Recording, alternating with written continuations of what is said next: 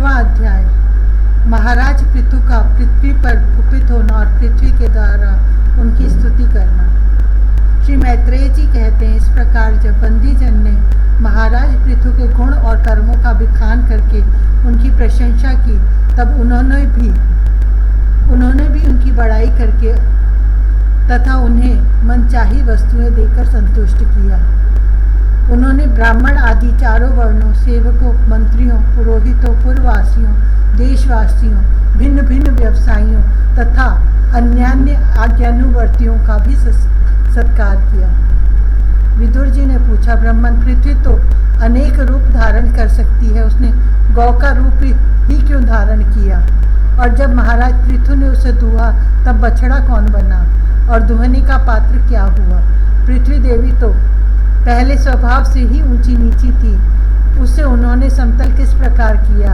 और इंद्र उनके यज्ञ संबंधी घोड़े को क्यों हर ले गए? ब्रह्म ज्ञानियों में श्रेष्ठ भगवान सनत कुमार जी से ज्ञान और विज्ञान प्राप्त करके वे राज ऋषि किस गति को प्राप्त हुए? पृथु रूप से सर्वेश्वर भगवान श्री कृष्ण ने ही अवतार ग्रहण किया था। अतः पुण्य कीर्ति श्री हरि के उस पृथु अवतार से संबंध रखने वाले जो और भी पवित्र चरित्र हों, वे सभी आप मुझसे कहिए। मैं आपका और श्री कृष्ण चंद्र का बड़ा अनुरक्त भक्त हूँ। श्री सूत जी कहते हैं, जब विदुर जी ने भगवान वासुदेव की कथा कहने के लिए इस प्रकार प्रेरणा की, तब श्री मैत्रेय जी प्रसन्न चित्त से उनकी प्रशंसा करते हुए कहने लगे। श्री मैत्रेय जी ने कहा, विदुर जी, ब्राह्मणों ने महाराज पृथु का राज्याभिषेक करके उन्हें प्रजा का रक्षक उद्घोषित किया। इन दिनों पृथ्वी अन्नहीन हो गई थी, इसलिए भूख के कारण प्रजाजनों के शरीर सूख कर कांटे हो गए थे। उन्होंने अपने स्वामी पृथु के पास आकर कहा, राजन, जिस प्रकार कोटर में सुलगती हुई आग से पेड़ जल जाता है, उसी प्रकार हम पेट की भीषण ज्वाला से जले जा रहे हैं। आप शरणागतों की रक्षा करने वाले हैं और हमारे अन्नदाता प्रभु बनाए गए हैं, इसलिए हम आपकी शरण में आए हैं। आप समस्त लोगों की रक्षा करने वाले हैं, आप ही हमारी जीविका के भी स्वामी हैं। अतः राज राजेश्वर, आप हम क्षुधा पीड़ितों को शीघ्र ही अन्न देने का प्रबंध कीजिए। ऐसा न हो कि अन्न मिलने से पहले ही हमारा अंत हो जाए। श्री मैत्रेय जी कहते हैं, कुरुवर, प्रजा का करुण क्रंदन सुनकर महाराज पृथु बहुत देर तक विचार करते रहे। अंत में उन्हें अन्न अभाव का कारण मालूम हो गया। पृथ्वी ने स्वयं ही अन्न एवं औषध आदि को अपने भीतर छिपा लिया है। अपनी बुद्धि से इस बात का निश्चय करके उन्होंने अपना धनुष उठाया और त्रिपुर विनाशक भगवान शंकर के समान अत्यंत क्रोधित होकर पृथ्वी को लक्ष्य बनाकर बाण चढ़ाया। उन्हें शस्त्र उठाए देख पृथ्वी कांप उठी और जिस प्रकार व्याध के पीछा करने पर हरिणी भागती है, उसी प्रकार वह डरकर गौ का रूप धारण करके भागने लगी। यह देखकर महाराज पृथु की आंखें क्रोध से लाल हो गई।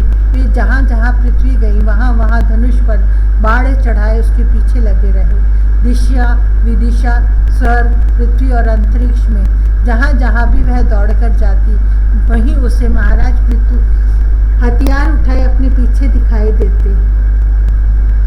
जिस प्रकार मनुष्य को मृत्यु से कोई नहीं बचा सकता, उसी प्रकार उसे त्रिलोकी में वेन पुत्र पृथु से बचाने वाला कोई भी न मिला।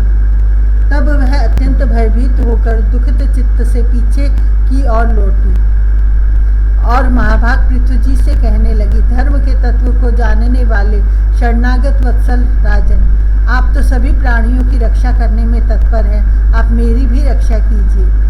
मैं अत्यंत दीन और निरपराध हूँ, आप मुझे क्यों मारना चाहते हैं? इसके सिवा आप तो धर्मज्ञ माने जाते हैं, फिर मुझ स्त्री का वध आप कैसे कर सकेंगे? स्त्रियां कोई अपराध करें तो साधारण जीव भी उन पर हाथ नहीं उठाते, फिर आप जैसे करुणामय और दीन वत्सल तो ऐसा कर ही कैसे सकते हैं? मैं तो एक सुदृढ़ नौका के समान हूँ, सारा जगत मेरे ही आधार पर स्थित है। मुझे तोड़कर आप अपने को और अपनी प्रजा को जल के ऊपर कैसे रखेंगे? महाराज पृथु ने कहा, पृथ्वी तू मेरी आज्ञा का उल्लंघन करने वाली है।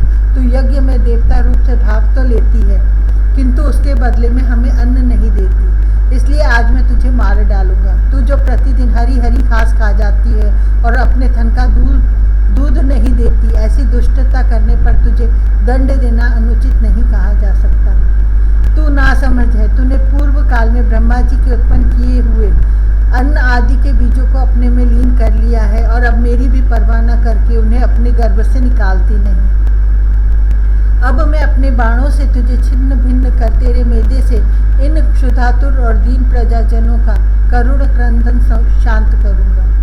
जो दुष्ट अपना ही पोषण करने वाले तथा अन्य प्राणियों के प्रति निर्दय हो, वह पुरुष, स्त्री अथवा नपुंसक कोई भी हो, उसका मारना राजाओं के लिए न मारने के ही समान है। तू बड़ी गर्वीली और मदोन्मत्ता है, इस समय माया से ही यह गौ का रूप बनाए हुए है। मैं बाणों से तेरे टुकड़े टुकड़े करके अपने योग बल से प्रजा को धारण करूंगा। इस समय महाराज पृथुकाल की भांति क्रोधमयी मूर्ति धारण किए हुए थे। उनके ये शब्द सुनकर धरती कांपने लगी और उसने अत्यंत विनीत भाव से हाथ जोड़कर कहा। पृथ्वी ने कहा, आप साक्षात परम पुरुष हैं तथा अपनी माया से अनेक प्रकार के शरीर धारण कर गुणमय जान पड़ते हैं। वास्तव में आत्म अनुभव के द्वारा आप अधिभूत, अध्यात्म और अधिदेव संबंधी अभिमान और उससे उत्पन्न हुए राग, द्वेष आदि से सर्वथा रहित है। मैं आपको बार बार नमस्कार करती हूँ। आप संपूर्ण जगत के विधाता हैं। आपने ही यह त्रिगुणात्मक सृष्टि रची है और मुझे समस्त जीवों का आश्रय बनाया है। आप सर्वथा स्वतंत्र हैं। प्रभु, जब आप ही अस्त्र शस्त्र लेकर मुझे मारने को तैयार हो गए, तब मैं और किसकी शरण में जाऊं? कल्प के आरंभ में आपने अपने आश्रित रहने वाली अनिर्वचनीय माया से ही इस चराचर जगत की रचना की थी और इस माया के ही द्वारा आप इसका पालन करने के लिए तैयार हुए हैं। आप धर्म पारायण हैं, फिर भी मुझ गौ रूप धारिणी को किस प्रकार मारना चाहते हैं? आप एक होकर भी मायावश अनेक रूप जान पड़ते हैं तथा आपने स्वयं ब्रह्मा को रचकर उनसे विश्व की रचना कराई है। आप साक्षात सर्वेश्वर हैं। आपकी लीलाओं को अजितेंद्रिय लोग कैसे जान सकते हैं? उनकी बुद्धि तो आपकी दुर्जय माया से विक्षिप्त हो रही है। आप ही पंचभूत इंद्रिय उनके अधिष्ठात्री देवता बुद्धि और अहंकार रूप अपनी शक्तियों के द्वारा क्रमशः जगत की उत्पत्ति, स्थिति और संहार करते हैं। भिन्न भिन्न कार्यों के लिए समय समय पर आपकी शक्तियों का आविर्भाव तिरोभाव हुआ करता है। आप साक्षात परम पुरुष और जगत विधाता हैं। आपको मेरा नमस्कार है। अजन्मा प्रभु, आप ही अपने रचे हुए भूत, इंद्रिय और अंतःकरण रूप जगत की स्थिति के लिए आदि वराह रूप होकर मुझे रसातल से जल के बाहर लाए थे। इस प्रकार एक बार तो मेरा उद्धार करके आपने धराधर नाम पाया था।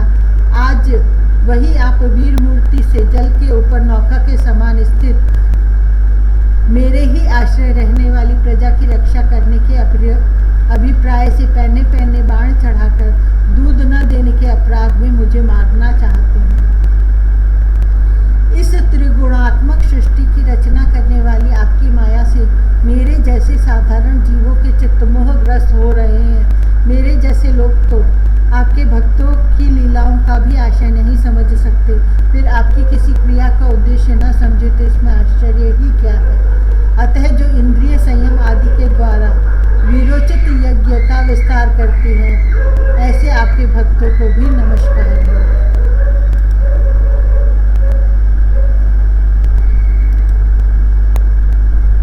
18वां अध्याय पृथ्वी दोहन। श्री मैत्रेय जी कहते हैं, विदुर जी, इस समय महाराज पृथु के होंठ क्रोध से कांप रहे थे। उनकी इस प्रकार स्तुति कर पृथ्वी ने अपने हृदय को विचार पूर्वक समाहित किया और डरते डरते उनसे कहा, प्रभु, आप अपना क्रोध शांत कीजिए और मैं जो प्रार्थना करती हूँ उसे ध्यान देकर सुनिए। बुद्धिमान पुरुष भ्रमर के समान सभी जगह से सार ग्रहण कर लेते हैं। तत्वदर्शी मुनियों ने इस लोक और परलोक में मनुष्यों का कल्याण करने के लिए कृषि, अग्निहोत्र आदि बहुत से उपाय निकाले और काम में लिए हैं। उन प्राचीन ऋषियों के बताए हुए उपायों को इस समय भी जो पुरुष श्रद्धा पूर्वक भली भांति आचरण करता है, वह सुगमता से अभीष्ट फल प्राप्त कर लेता है। परंतु जो अज्ञानी पुरुष उनका अनादर करके अपने मनः कल्पित उपायों का आश्रय लेता है, उसके सभी उपाय और प्रयत्न बार बार निष्फल होते रहते हैं। राजन, पूर्व काल में ब्रह्मा जी ने जिन धान्य आदि को उत्पन्न किया था, मैंने देखा कि यम नियम आदि व्रतों का पालन न करने वाले दुराचारी लोग ही उन्हें खाए जा रहे हैं। लोक रक्षक, आप राजा लोगों ने मेरा पालन और आदर करना छोड़ दिया, इसलिए सब लोग चोरों के समान हो गए हैं। इसी से यज्ञ के लिए औषधियों को मैंने अपने में छिपा लिया। अब अधिक समय हो जाने से अवश्य ही वे धान्य मेरे उदर में जीर्ण हो गए हैं। आप उन्हें पूर्वाचार्यों के बतलाए हुए उपाय से निकाल लीजिए। लोकपालक वीर, यदि आपको समस्त प्राणियों के अभीष्ट एवं बल की वृद्धि करने वाले अन्न की आवश्यकता है, तो आप मेरे योग्य बछड़ा, दोहन पात्र और दुहने वाले की व्यवस्था कीजिए। मैं उस बछड़े के स्नेह से पिन्हाकर दूध के रूप में आपको सभी अभीष्ट वस्तुएं दे दूंगी। राजन, एक बात और है, आपको मुझे समतल करना होगा, जिससे कि वर्षा ऋतु बीत जाने पर भी मेरे ऊपर इंद्र का बरसाया हुआ जल सर्वत्र बना रहे, मेरे भीतर की आर्द्रता सूखने न पावे। यह आपके लिए बहुत मंगलकारक होगा। पृथ्वी के कहे हुए ये प्रिय और हितकारी वचन स्वीकार कर महाराज पृथु ने स्वयंभू मनु को बछड़ा बना अपने हाथ में ही समस्त धान्यों को दुह लिया। पृथ्वी के समान अन्य विज्ञ जन भी सब जगह से सार ग्रहण कर लेते हैं, अतः पृथु के समान अन्य विज्ञ जन भी सब जगह से सार ग्रहण कर लेते हैं, अतः उन्होंने भी पृथु जी के द्वारा वश में की हुई वसुंधरा से अपनी अपनी अभिष्ट वस्तुएं दूध ली। ऋषियों ने बृहस्पति जी को बछड़ा बनाकर इंद्रिय, वाणी, मन और श्रोत्र रूप पात्र में पृथ्वी देवी से वेद रूप पवित्र दूध दुहा। देवताओं ने इंद्र को बछड़े के रूप में कल्पना कर सुवर्णमय पात्र में अमृत, वीर्य, मनोबल, ओज, इंद्रिय बल और शारीरिक बल रूप दूध दुहा। दैत्य और दानवों ने असुर श्रेष्ठ प्रहलाद जी को वत्स बनाकर लोहे के पात्र में मदिरा और आसव, ताड़ी आदि रूप दूध दुहा। गंधर्व और अप्सराओं ने विश्वावसु को बछड़ा बनाकर कमल रूप पात्र में संगीत, माधुर्य और सौंदर्य रूप दूध दुहा। श्राद्ध के अधिष्ठाता महाभाग पितृगण ने आर्यमा नामक पितृश्वर को वत्स बनाया तथा मिट्टी के कच्चे पात्र में श्रद्धा पूर्वक कव्य पितरों को अर्पित किया जाने वाला अन्न रूप दूध दुहा। फिर कपिल देव जी को पिछड़ा बनाकर आकाश रूप पात्र में सिद्धों ने, अणिमादि अष्ट सिद्धि तथा विद्याधरों ने आकाश गमन आदि विद्याओं को दुहा। किम पुरुष आदि अन्य मायावियों ने मय दानव को बछड़ा बनाया तथा अंतर्धान होना, विचित्र रूप धारण कर लेना आदि संकल्पमयी मायाओं को दुग्ध रूप से दुहा।